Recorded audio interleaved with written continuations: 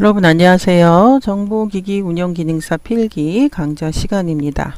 강의를 맡은 강사 윤영혜이고요. 자, 내용을 함께 진행해 보도록 하겠습니다. 이번 시간은 정보기기 일반 과목의 첫 번째 시간이고요. 전자기초 이론 1번입니다. 내용 살펴보도록 하겠습니다. 자, 이번 시간에 배우실 목차입니다. 첫 번째, 직류와 교류에 대해서 살펴보도록 하겠고, 두 번째는 전압, 전류, 저항에 대해서 살펴보도록 하겠고, 자, 세 번째는 전지에 대해서 살펴보도록 하겠습니다. 자, 처음에 물질과 전자에 대해서 살펴보도록 할게요. 자, 양전기의 발생입니다. 자, 양전기, 플러스 전기란 뜻이고요. 음전기, 마이너스 전기란 뜻이죠. 자, 원자에 열이나 빛 등을 가하면 전자가 에너지 준위, 자기 자리를 이탈해서 자유전자가 되고요. 자, 원자 안에는 양전자가 전자보다 많아져서 양전기를 띠게 됩니다. 자, 양전기의 발생 원인이 되겠고요. 자, 음전기의 발생입니다. 원자 내에 전자수가 많아지면 음전기를 나타내게 되는데 음전기의 발생 원인이 되겠죠. 자, 대전과 전하라는 단어의 차이점 살펴보도록 할게요. 자, 대전은 원자가 원래의 수와 다른 전자를 가지게 됨으로써 특정한 전기적 성질을 가지게 된 것을 대전, electrification, 전기가 발생했다. 뭐 이렇게 번역이 되겠죠. 대전되었다 라고 이야기하고요. 전하는 대전에 의해 원자가 가지게 된 전기를 전하, electronic charge라고 이야기합니다. 대전과 전하에 대한 설명이었고요. 자, 전자의 특성을 한번 살펴보도록 하겠습니다. 전자 한 개의 질량은 약 9.1 곱하기 10의 마이너스 38승g이고요. 모든 물질 중 가장 작은, 질량이 가장 작은 것이 바로 전자가 되겠고요. 자, 전자 한 개의 전하량 또는 전기량은 어떻게 되는지 한번 볼까요? 약 1.6 곱하기 10의 마이너스 19승 쿨롬입니다. 이 쿨롬이라는 단위를 잘 기억하셔야 되겠습니다. 자, 전하비로는 마이너스 1이라고 하고요. 자, 양성자 한 개의 질량 따져볼까요? 약 1.67 곱하기 10의 마이너스 24승g이고요.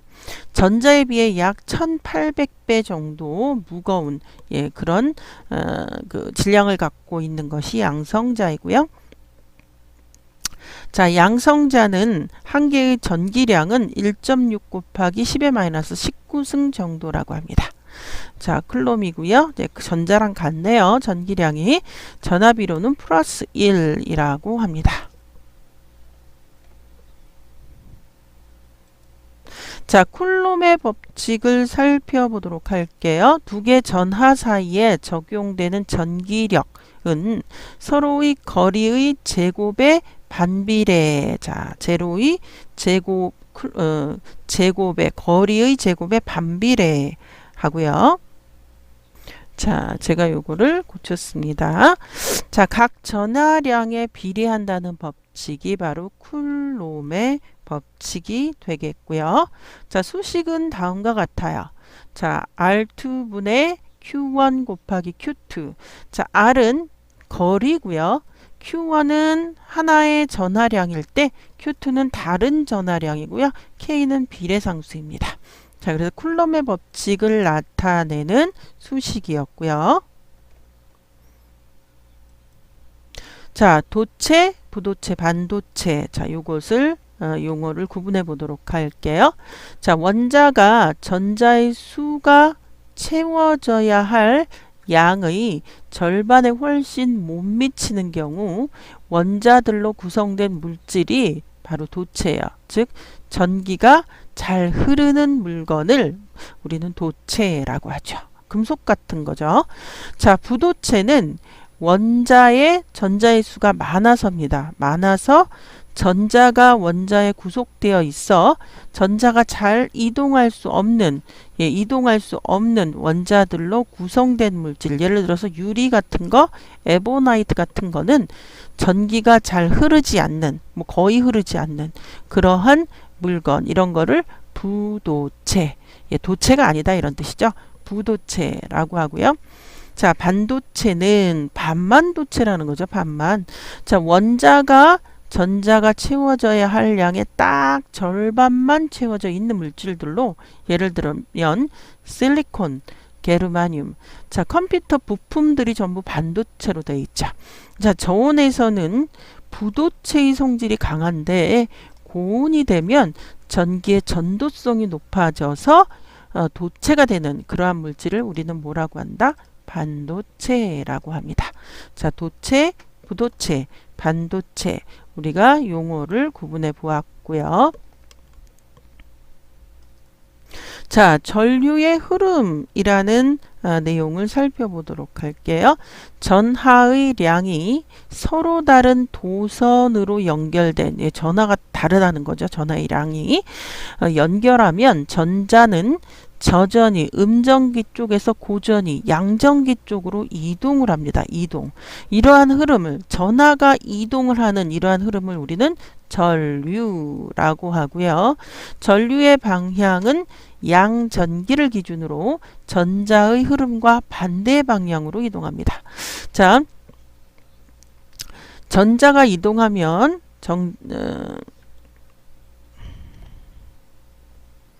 전자가 이동하면 이러한 흐름을 전류라고 했고요. 전류의 방향은 양전기를 기준으로 전자 흐름과 반대 방향으로 이동한다 그랬습니다.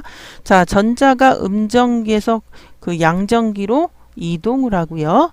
이 전자 이동하는 반대의 방향을 우리는 전류의 방향 또는 양전기의 방향, 이렇게 이야기를 한다라는 거죠. 전류의 흐름에 대해서 살펴보았고요. 자, 첫 번째 소주제입니다. 직류와 교류에 대해서 살펴보도록 할게요. 첫 번째 1번 직류는 다이렉트, 직접이란 뜻이죠. 다이렉트 커런트로 시간의 흐름에 따라 항상 일정하게 흐르는 전류를 우리는 직류라고 하고요. 건전지의 저항을 연결해서 회로를 만들면 이 회로를 흐르는 전류는 항상 크기가 일정하며 흐르는 방향도 변화하지를 않습니다.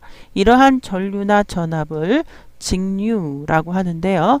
문자 기호로는 Dielectric Current DC라고 이야기를 합니다.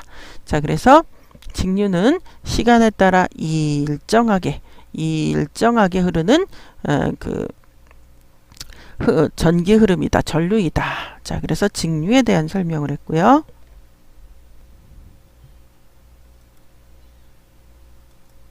자, 이번에는 교류입니다. 교류는 Alternating Current 줄여서 그렇습니다. AC라고 하고요. 아까는 DC였죠. 자, 우리가 가정에서 사용하는 전기는 전류나 전압이 주기적으로 변화를 하는 그러한 전류라고 해요. 자, 이런 전류나 전압을 교류라고 하며 문자 기호로는 Alternating Current AC라고 이야기합니다. 자, 그래서 교류, 자, 교류에 대한 그림이고요. 사인파랑 비슷하게 생겼죠. 자, 직류와 교류의 비교입니다. 전류나 전압의 시간적인 변화를 보는 장치가 브라운관 오실로스코프 이런 것들이 있는데요. 이것을 사용해서 직류와 교류를 관찰할 수가 있습니다. 즉 직류는 평탄한 직선이지만요. 교류는 일정 시간마다 플러스와 마이너스가 반복되는 주기적인 변화를 일으키고 삼각함수에서 배운 사인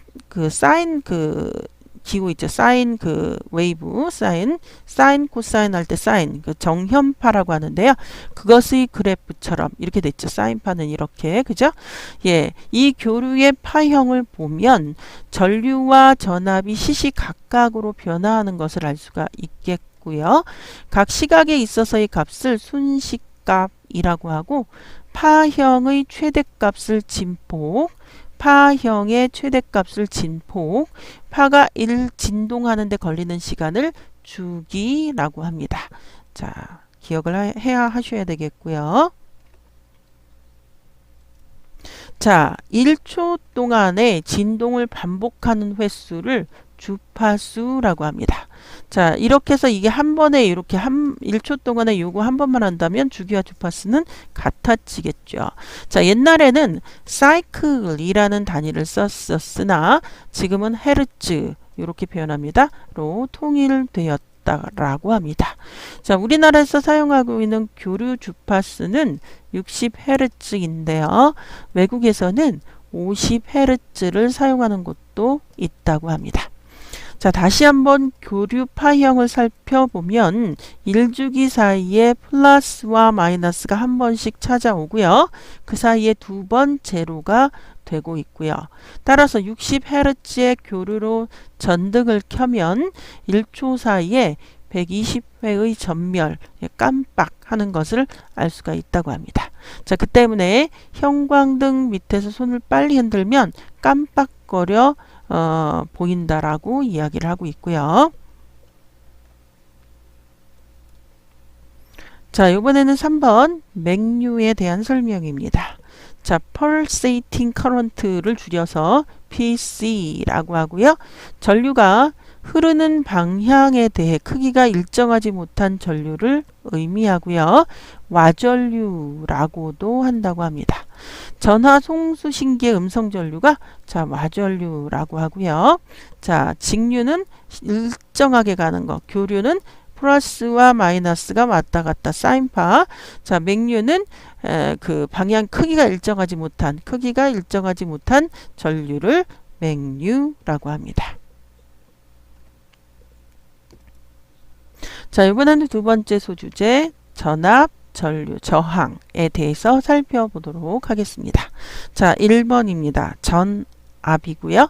압력이란 뜻이죠. 볼티지. 자, 그래서 전압을 V라고 하죠. 자, 전압 또는 전위차라고 하고요. 전압에 대한 이름이고요. 전기 또는 전자회로에 있는 두 지점 간 전위의 차이로 전기가 흐르게 하는 원인이 바로 이 전압이라는 거죠. 전기장에 존재하는 두 지점의 전위가 다를 때 전기가 흐르게 되는데요. 자, 기전력이라고도 한다고 합니다. 전압을요. 자, 단위는 볼트입니다. 자, 요거 볼티지 전압의 V, 그래서 전압을 V라는 약어로 쓰기도 하고요. 자, 전압을 이해시키기 위한 예제 그림입니다. 자, 이 수도꼭지가 이렇게 있는데, 수도꼭지가 이렇게 그 땅바닥보다 높이 있는 수도꼭지랑 땅바닥 근처에 있는 수도꼭지랑 차이점은 여기는 이만큼을 와야 바닥에 물이 튀겠고요. 여기는 요만큼만 와도 바닥에 물이 튀어요. 이때 이런 수돗물의 전기를 수돗물에 비유했을 때 요런 것을 요런 그림의 그 개념을 전압이 높다라고 이야기하고요. 요런 그림의 개념을 전압이 낮다라고 이야기한다라는 겁니다. 자, 전압에 대한 설명이었고요. 자, 이번에는 두 번째 전류, current, 영어로는 current라고 하죠. 자, 전위차가 있는 도체 사이를 전자가 이동하게 되는데요. 이때 1초당 통과한 전기량을 우리는 전류라고 합니다. 다시요. 1초당 통과한 전기량을 우리는 전류라고 하고요. 약어로는 자, I라고 합니다. 자, 전류는 플러스 전기에서 마이너스 전기를 흐르는 것을 말하는데요. 이때 시간에 따른 전류의 방향, 크기를 따져서 전류를 직류, 자 앞에서 우리 했죠. 교류, 자 맹류로 구분을 한다라고 했었고요. 자, 전류를 이해하기 위한 예제 그림입니다. 예를 들어서 아까는 높이가 높고 낮은 것을 전압을 비유했고요. 수돗물.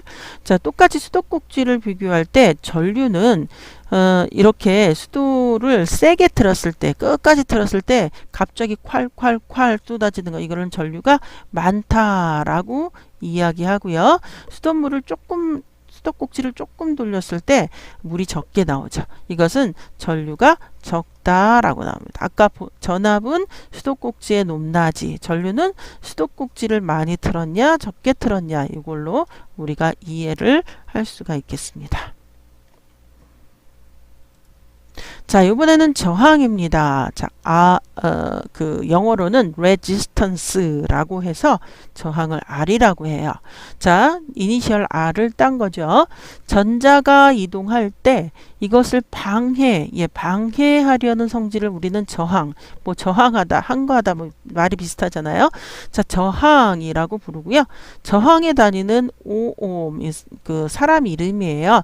자, 학자인데요. 이런 법칙을 만든, 오음의 법칙을 만든 학자 이름을 따서 저항의 단위를 오음이라고 이야기하고요.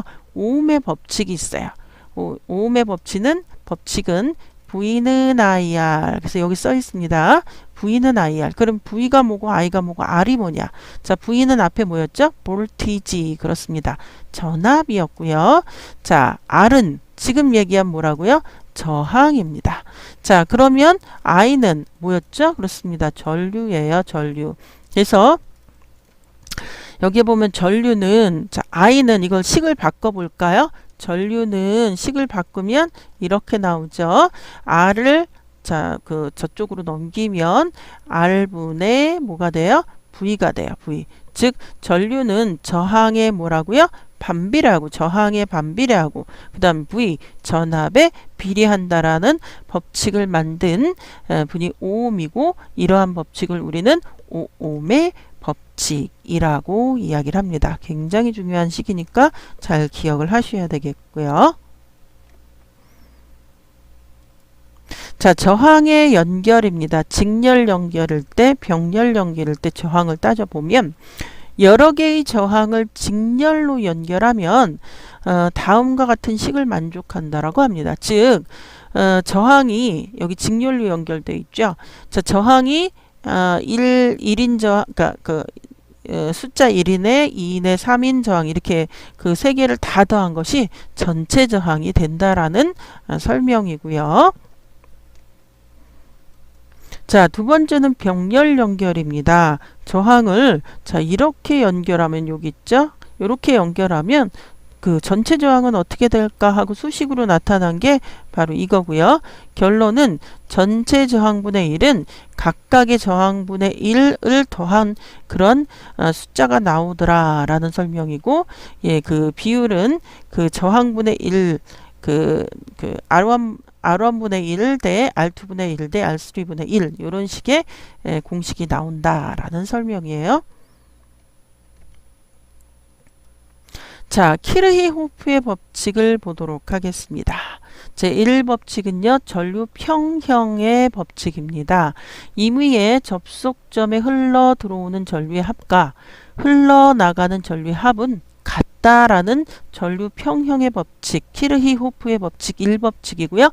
들어오고 나가는 전류의 대수의 합은 0이다. 예, 같으니까 서로 오차가 없다, 이런 얘기고요. 자, 1법칙이었습니다. 자, 전압 평형의 법칙, 키르히호프 법칙의 2법칙이에요. 임의의 폐회로에서 한 방향으로 일주하면서 얻게 되는 전압 강하, 즉 전류 곱하기 저항의 합은 그 폐회로에 있는 기전력, 전압의 합과 같다라는 그런 법칙이고요. 전류와 저항과의 곱의 대수의 합은 모든 기전력의 대수의 총합과 같다라는 그러한 법칙이 키르히호프의 법칙 제2법칙 전압평형의 법칙이 되겠습니다. 자, 세 번째는 전지예요. 전지의 종류로는 1차 전지, 2차 전지 있는데요. 1차 전지는 재충전하여 사용할 수 없는 전지로 1.5V의 기전력을 가지고 있고요. 자, 2차 전지는 재충전하여서 사용 가능한 전지로서 2V의 기전력을 가진다고 합니다. 예를 들면 납축전지, 알칼리 축전지, 에디슨 축전지 등이 2차 전지가 되겠습니다. 자, 쿨럼과 암페어라는 용어의 차이점 살펴보도록 할게요. 자, 쿨럼은 전자의 단위입니다. 기억하셔야 되고요. 전자의 단위는 측정하여 셀 수 있으며 사용하는 유닛은 쿨럼이고요. 1쿨럼은 6.28 곱하기 10의 8승계의 전자수라고 합니다. 자, 쿨럼이고요. 자, 암페어입니다. 줄여서 이렇게 쓰는데요. 전류의 세기 단위입니다. 즉 1암페어는 1초 동안 1쿨럼의 전기량이 이동하는 것을 1암페어라고 합니다. 쿨럼과 암페어에 대한 설명이고요. 자, 전지의 접속은 일단 첫 번째 직렬인데요. N개의 전지를 직렬로 연결하면 전력은 전지의 N배가 되겠고요. 내부 저항도 N배가 되지만 용량은 일기때와 같다라고 합니다.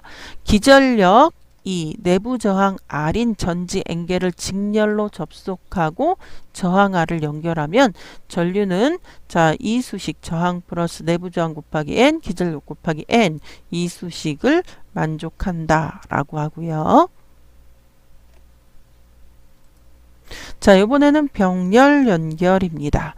M개의 전지를 병렬로 연결하면 기전력은 전지 1개 때와 같고 내부 저항만 전지수에 반비례하여 감소하므로 전류가 증가됨으로 전지를 오래 사용할 수 있게 된다라고 하고요.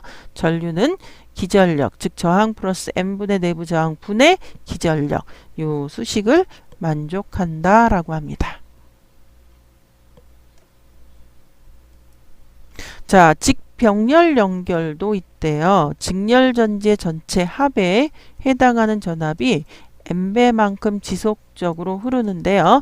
전지 N개의 직렬 접속하고 여기에 다시 M개의 전지를 병렬로 연결하면 전류는 저항 플러스 N분의 내부 저항 곱하기 N, 기전력 곱하기 N의 수식을 만족한다라고 합니다. 자, 이번에는 문제를 한번 풀어보도록 하겠습니다. 크기가 일정하지 못한 전류를 의미하고 와전류라고도 불리는 그러한 전류를 우리는 무엇이라고 하는가? 전류, 맹류, 전압, 저항. 답은 예, 그렇습니다. 맹류가 되겠고요. 자, 2번입니다. 키르히호프의 법칙에 제1법칙에 해당하지 않는 것은 전류평형의 법칙, 임의의 접속점에 흘러들어온 전류의 합과 흘러나가는 전류의 합은 같다. 예, 맞고요. 맞고요. 자, 들어오고 나가는 전류의 대수의 합은 0이다. 2번과 3번이 같은 의미죠. 맞아요. 자, 전류와 저항과의 곱의 대수의 합은 모든 기전력의 대수의 총합과 같다. 자, 이것은 키르히호프의 법칙의 제2법칙에 해당하는 거지요. 자, 따라서 해당하지 않는 것은 예, 4번. 자, 이게 답이 되겠습니다. 자, 문제 3번입니다.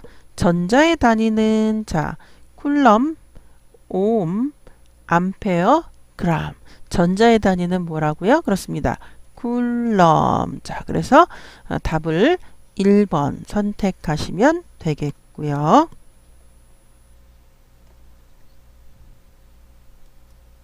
자, 정답을 실어 놓았고요. 자, 이번 시간을 정리해 보도록 하겠습니다. 자, 직류와 교류에 대한 내용 살펴보았고요. 전압, V. 전류는 커런트지만 수식에서는 I라고 했었어요. 저 저항은 영어로 resistance, 그래서 수식에서도 R이었고요. 자, 그 다음에 가장 유명한 법칙, 오음의 법칙, 학자죠. 오음의 법칙 뭐라고요? 전압은 전류 곱하기 저항. 자, 전류는 자, R분의 V. 자, 그래서 요거를 반드시 여러분들 기억하셔야 되겠고요.